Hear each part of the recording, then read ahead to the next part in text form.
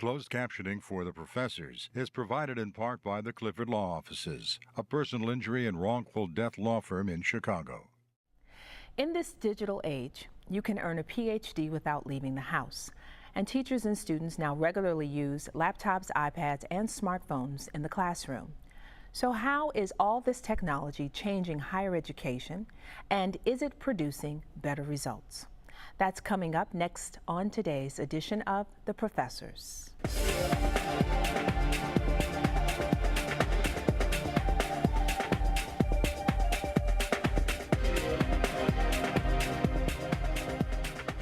Joining us to talk about higher education in the digital age are Khalil Morar, professor at Governors State University, Ann Lucene, professor at John Marshall School of Law, Chanel Harris-Smith, professor at Kennedy King College, and Nick Panamitros, attorney and professor at Kennedy King College. Welcome all.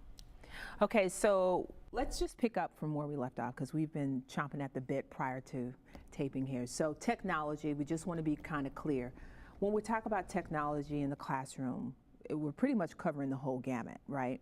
So we're talking about smartphones in the classroom, the delivery of the Blackboard and any other online shells, things of that nature, even down to the use of, like it's kind of standard now to have PowerPoint and Prezi. I'm a huge fan of Prezi, by the way. I own no stock. So we're talking about pretty much the wide gamut.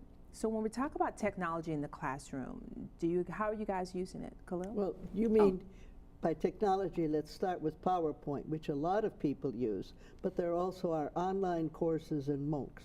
Right, MOOCs. We're going to get to that in a second. Okay, good. We're going to ease into that because we got a lot to say about MOOCs. Yeah. But technology in the classroom? Yeah, I mean, Blackboard has always been a mainstay in terms of out-of-class content delivery, but in the classroom, it really is a brave new world. I mean, you have basically a computer and an internet connection that really allows you to access the World Wide Web. So in many ways, you're not only telling your students about what took place, you're actually showing them what took place. You're not telling them that the president said this or that the other night. You're actually showing them what President Obama had to say. You're not telling them about, for example, the Treaty of Versailles. You could literally scroll through and show them the Treaty of Versailles. It literally gives you access that is very innovative and very exciting. And for the first time in history, we're able to literally cull together the entire body of human knowledge and present it to our students at the speed of light. Oh, absolutely. And that's very exciting about technology. Now, there are downsides too that we can get into. Oh yeah, we're going to get to the but definitely downsides, very exciting. Yeah, I think that is because I know I do a lot of work with Digital Public Library of America, and I'm teaching an information literacy course this semester and then again next semester. Yeah. And I'm so looking forward to being able to actually bring in the actual footage, to actually look at some of the documents that have been put into digital format, things that they have never seen before. Chanel, how do you use technology in your classroom? Well, Blackboard is a big part of class. My students have to use Pearson, my writing lab, so that they are reinforcing on their own the principles that we go through in class. I like to use those things like live text and do discussion boards, but I don't like to require it of the students knowing that they don't have or they may not have the technology available at home. So I try to be conscious of the digital divide with my students when we talk about saying you must do this as a part of the course. Let's segue real quick and let's talk about the digital divide, because I think when it comes to talking about the use of technology in higher education, they totally skip over the whole digital divide as if there's no gap anymore. Do you guys want to address that, Ann? Oh yeah, there's clearly a digital divide. I use my own duplicated course materials that I write, which are on the e-commons system that we have, and my students can download it into their laptops, and that's been my contribution to technology. I do not use PowerPoint. I don't find it appropriate for an interactive class, but a number of my colleagues do, and they seem to report great success. Yeah. Nick?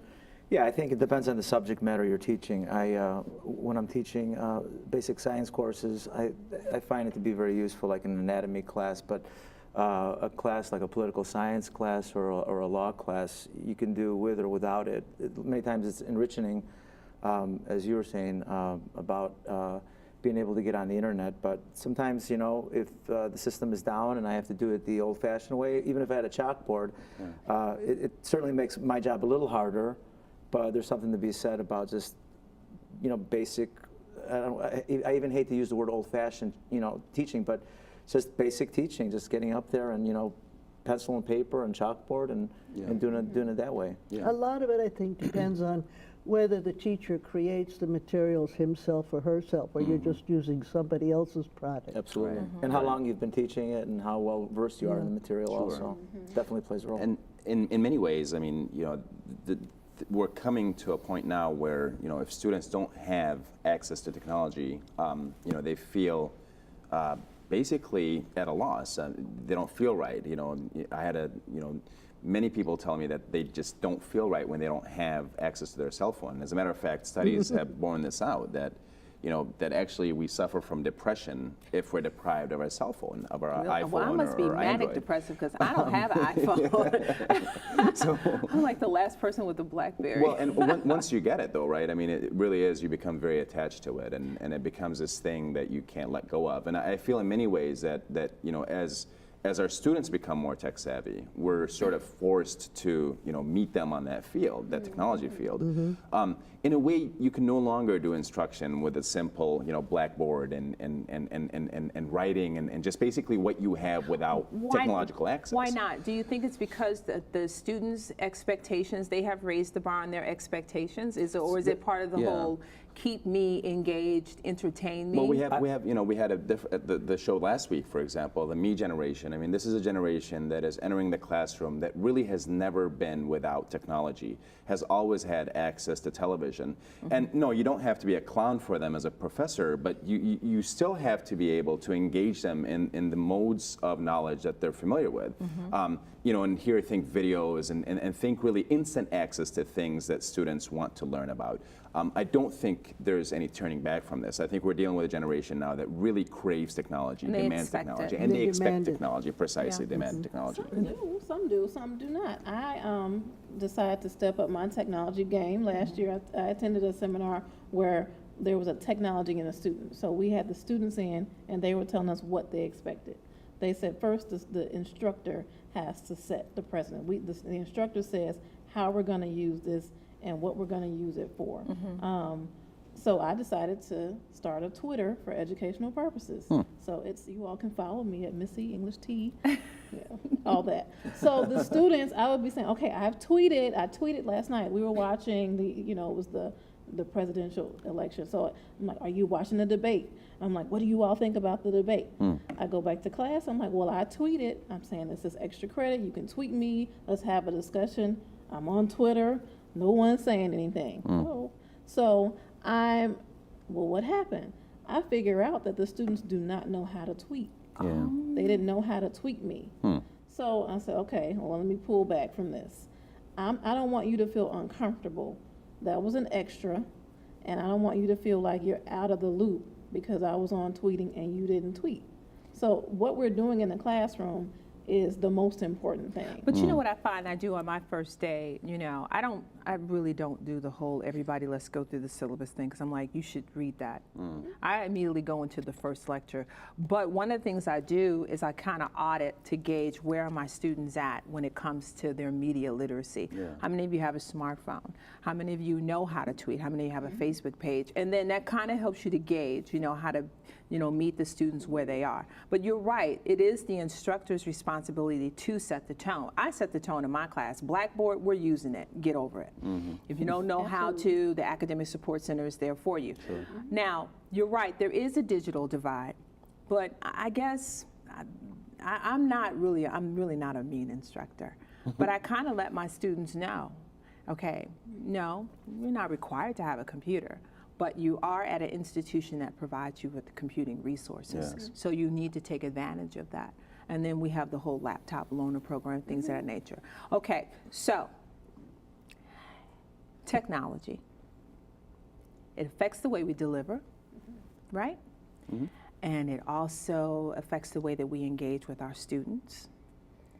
But then on the horizon, it's also now affecting the way in which we teach. the preservation and the access of what we teach. And that's the MOOCs, massive open online courses. I'm just going to simply ask, what say you when it comes to MOOCs? Well, you've got to distinguish between online courses, traditional online courses as they are now, and MOOCs, which are really quite different. We at John Marshall, we have now several online courses, an entire IP curriculum for the LLM for lawyers and for a master's degree for non-lawyers. Remember, that's a group that's going to be very technology savvy to begin with, as Nick knows. But then we've got one MOOC, which is for military law, and it's designed primarily for veterans. And we'll see how that works. You know, we're feeling our way through all of this because some people really don't want to look at a MOOC, at least not yet. Right. Well, there are some that, okay, so overseas, I was reading the article, let's see, was that Jeffrey Young wrote a really nice piece in Wired, the Wired Campus Chronicle of Higher Ed, talking about virtual universities abroad who said they've been delivering massive, you know, these open online courses for quite a while. It's just kind of the U.S. now kind of getting on board. But I'm wondering, the problem for me is when we talk about MOOCs, I had a really good conversation with Barbara Jones, who's the director of the ALA's Office of Intellectual Freedom. And she kind of raised a really good point. She said they're great to increase access to communities that are, you know, information deprived, or they can't come to the physical classroom space. We get that. But what's problematic is, she said, but she's worried of the exploitation of faculty when it comes to the MOOCs. Right. Now, what say you? Well, let me begin by saying this. I mean, there's exploitation independent of MOOCs. I think all MOOCs do is basically take that exploitation to a different kind of level. You know, we can't pretend as if technology is the reason that, you know, employees are being exploited. There's exploitation well before technology of employees, and it continues. You know, I don't think that MOOCs necessarily offer institutions more exploitation or ability to exploit their faculty, but they do give them a different forum by which to exploit faculty, by which to exploit students, right? So I'm not opposed to this idea of MOOCs being offered on the basis solely of exploitation, but we do have to set parameters and, if you will, best practices about what institutions have to offer, what instructors are offered, and what students get out of the thing. I mean, that's the thing where all parties, all stakeholders, if you will, have to be on board and have to actually get something from the MOOC that is being offered. If we forget about those people that the MOOC is serving, right? The students, and the people that are conveying the MOOC, the faculty and so on, we basically are in a world where you are not serving the very population that's supposed to be served, right? So people that need to learn, the MOOC should offer learning to. And good value learning, right? Not just any learning. I mean, you know, there's all kinds of articles recently about the value of learning in a MOOC and whether they actually teach students anyway. But the MOOC is just this new way of delivering content. I mean, we've had, since the 19th century, we've had correspondence and distance learning, right? The question is, you know, how do we actually utilize MOOCs to serve everybody that's involved? That's my position in a nutshell. They said that when television came in. Sure. But I was in Alaska in 1977, and the University of Alaska said that they had more people getting master's degrees in Alaska than anywhere else. Why? Because they had a huge public television system that was actually delivering the precursor of MOOCs. Absolutely. You know, through their public television system. Yeah. And then people would take exams. It was extraordinary to watch. It was, yeah. Did it get rid of the regular classrooms? No. Absolutely not. I mean, and I think that's one of the questions, you know, is like, okay, so a MOOC's like the beginning of the end of the brick and mortar institution. And I don't think it is. It's kind of like if someone said, you know, oh, the computer's here and we're going to get a, you know, there'll be no more pen and paper. Right. You know, we still got pen and right. paper and we still got computers. But I guess I have almost kind of gonna have to take a different angle, Khalil, because for me, you know, we look at the business of education. Education has become it's a business, Sure. and people A very big business. A very Sure. big business, and Lucrative. people are Yeah. now just unabashed about the whole corporatization of education. That's a problem. So I am not inclined to believe that it's all about this. We are here because we want this MOOC to educate the people. Somebody's got to make some money somewhere. Sure. We brought up earlier the idea of the library. So we haven't had MOOCs forever, but we've had MOOCs forever. We've had massive open courses, which we could call the library. Right. So we love that place, and we try to transmit that to our students that they need to use it. But we see libraries cutting back hours, closing down, every day. All these things, all this knowledge has been offered for free already. So we know that there's a difference when libraries are closing, but MOOCs are opening. Right. So we have to look at why that's happening, and it's almost like death to the library, at the same time. But we absolutely love free access to learning and education. But like you said, are the students and the faculty actually being served at the end of the day? And we don't know that yet. The research we is just don't being know. done. And the main thing is, if people are just watching a MOOC because they find it interesting, the way we might watch a television show. Yeah, for their own personal That's one thing. edification. But then now we're talking about, and are they going to get credit for it? Exactly. That's when the crunch occurs. Exactly, Yeah. exactly. And Yeah. like in Yeah. California, they've made it, that you have to acknowledge a MOOC as a credit-bearing course. Of course, I think that's where you begin to economize the whole MOOC. So Nick can sit and take a MOOC all day long, but when when Nick is ready to transfer and he wants that credit to be applied towards his, coming into the institution, he has to pay for that. Right. So that's and so that, but I guess for me, the thing is that because this is such a new horizon, I am just hopeful, and I'll be part of that group, that will be faculty to be a little bit more proactive rather than reactive when it comes to MOOCs, Yes. Well, looking at that, if you look back, not that far back, I'm sure you remember sometime back, in the law profession, in some states, and I think there's one state that's still the same, if you would work with an attorney for X amount of years, you could sit and take the bar.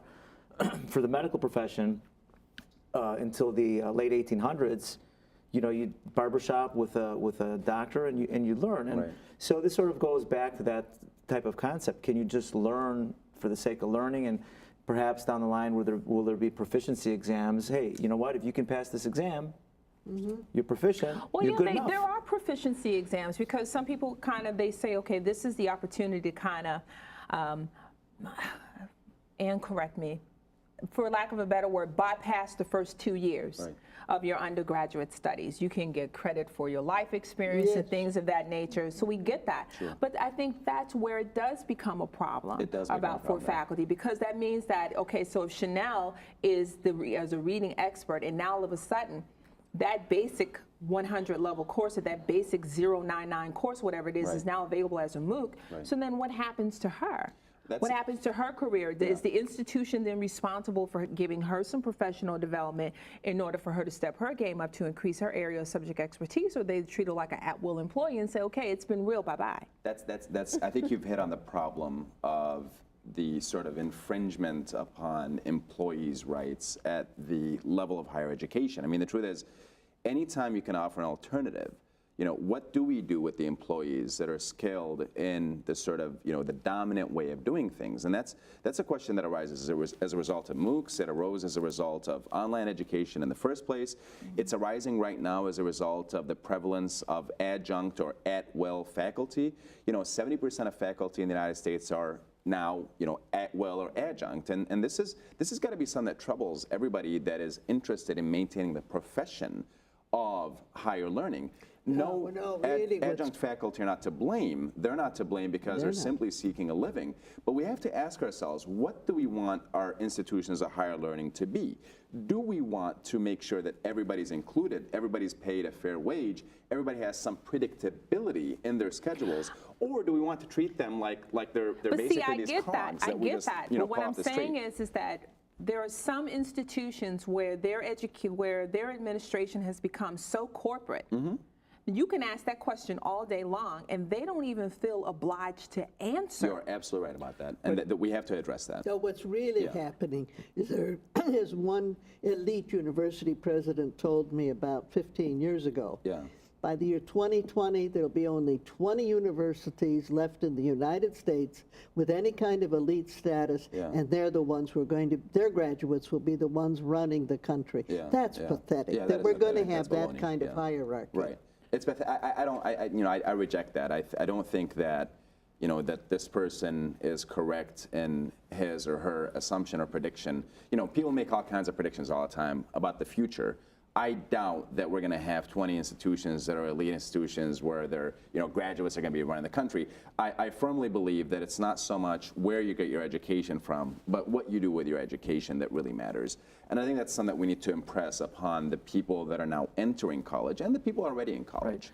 Right. One thing I want to go back to what you had just said about 70% of the faculty being adjunct.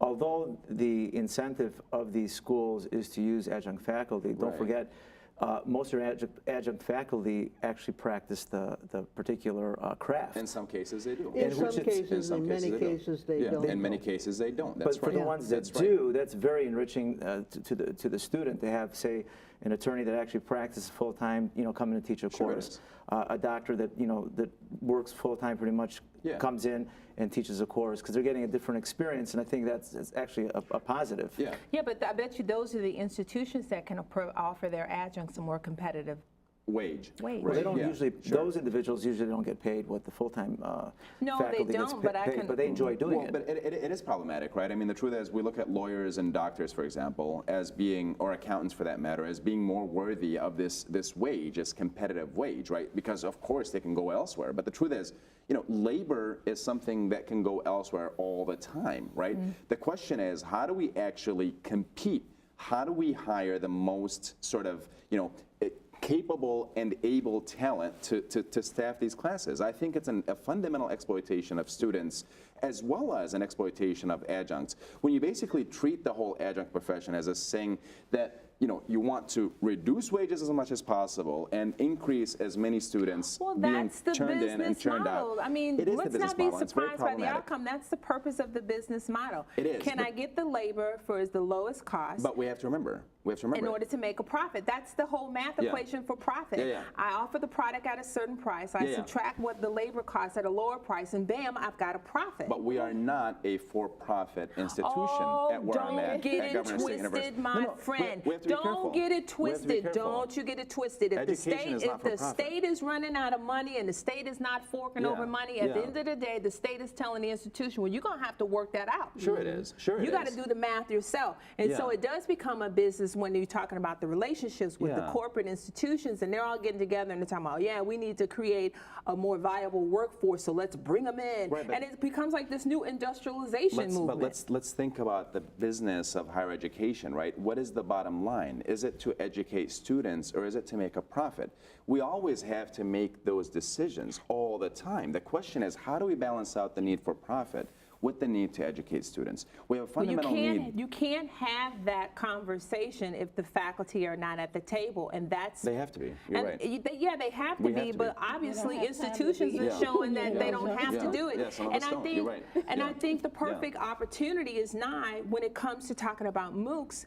Faculty need to be at the table. I don't think faculty should be reactive. You're right. Faculty have a crucial purpose and role in the whole promotion and the preservation and the integrity of providing MOOCs. Absolutely. I get that. Absolutely. But like I was explaining to Ann, the only time we ever hear about it's important to do the work, to do the service for the sake of the heart is when they don't want to compensate. That's right. Now you want to question my loyalty to the profession because I don't want to work for free. And like I told one administrator, I read the board report. You're not doing that job for free, so why should you expect me to work for free? MOOCs provides quality education, really great access. terrific access. Access. Unbelievable. Not so much quality. Unbelievable access. Not so much quality. I mean, we don't know about quality. I We mean, don't know about the quality quality has yet. never been rigorously tested. And when we look at effectiveness of MOOCs, they're not very effective. I mean, look, students still want to go to class and want to have the sort of Wait, bread I and see. butter I'm having a experience of problem. See, education. now this is why it's important for the faculty to be at the table, because then what was the role of the whole assessment movement? Everybody has to assess their students. Yeah. Assessment means how do you know that they're learning what Right. you said that they were supposed to learn? Right. So you're right. Maybe when we start talking about MOOCs, we need to look at, okay, so what exactly is the assessment module? You know, Bill and Melinda Gates Foundation, they've got this whole research grant initiative Yeah, now where they're yeah. offering anywhere from $10,000 to $25,000 grants in order for you to find out whether the MOOC is working or not. If you have 30,000 people signed up for a MOOC, and that is here, and that is going to be the model for the future. Yeah. How can you assess whether they're learning anything? You ask 30,000 Right, especially if people it's voluntary. to That's a great take- question. Can you send out a survey monkey to 30,000 people? You can. No, but you know what you can. could No, do? you can. You can. You know what you could do Yeah. is what you could say is, okay, look, at some point I know you, for those of you that are interested in possibly the future of having this for credit, Yeah. then you are obliged to complete these different, at certain times, you're obliged to log on and do this assessment. Sure. If you want to, at some point, want to Get be credit for it. eligible for credit. Yeah. That's one of the ways That's of a doing good it. point. That's free Yeah. advice. You could pay me later. Yeah. Okay, so we got 2 minutes left. I want to know, I'm an administrator and I'm announcing MOOCs are coming to town. Would you let me come into your classroom and tape your lecture? Just yes or no? No. Nick, would you let me come and tape your lecture? Yes or no? Does it have to be yes or no? Yes or no? No. Ann, would you let me tape you? Yes, it's already taped.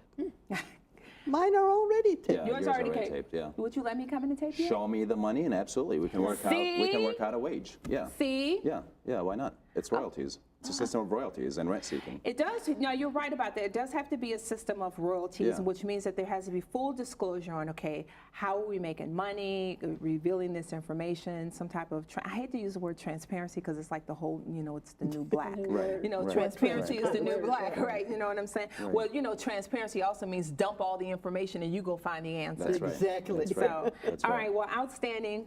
I'm looking forward to our web discussion because I want to talk about are you interested or ideas of how to evaluate MOOCs? So let's talk about that a little bit further.